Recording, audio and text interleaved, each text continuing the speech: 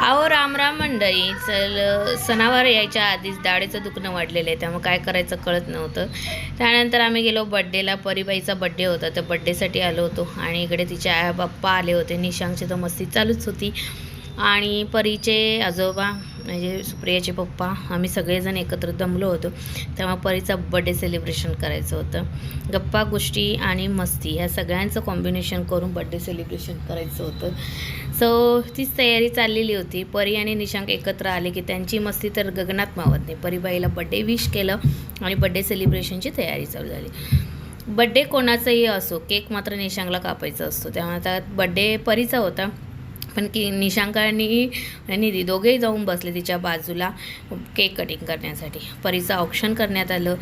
Mummy, मामी, मावशी, काका सगळ्यांनी मिळून, काकाने नाही फक्त काकी यांनी सगळ्यांनी मिळून तिचं औक्षण केलं, जेणेकरून तिला दंड आयुष्य लाभो यासाठी. आणि औक्षण केल्यानंतर फोटो बिटो काढले आणि नंतर मग केक कटिंग केला. केक कटिंग करायला जे नंबर लावून बसले होते ते झाले बाजूला आणि मामा आणि आजोबा दोघेजण केक कापायला गेले. असंच होतं, ज्याचा बड्डे आहे ते बाजूला राहतात आणि बाकीचे त्याचा केक कापतात. बरं असो, परीचा बड्डेचा केक कटिंग झालेला आहे आणि इकडे परीला केक वगैरे भरवलं सगळं. आणि नंतर मामीला फोम उडवायची हाऊस लई. केकवर जातो म्हणून मामाची आणि आजोबांची घाई चालली होती आणि मामीला फोम उडवायचा होता.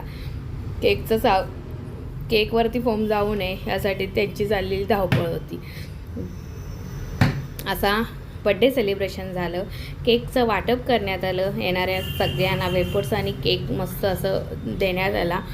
आणि आम्हाला केली होती छोलीची भाजी आणि पुऱ्या. आणि अशा रीतीनं आजचं बड्डे सेलिब्रेशन झालं. जेवण अप्रतिम केलं. आम्ही सगळे जेवलो बिवलो आणि घरी आलो.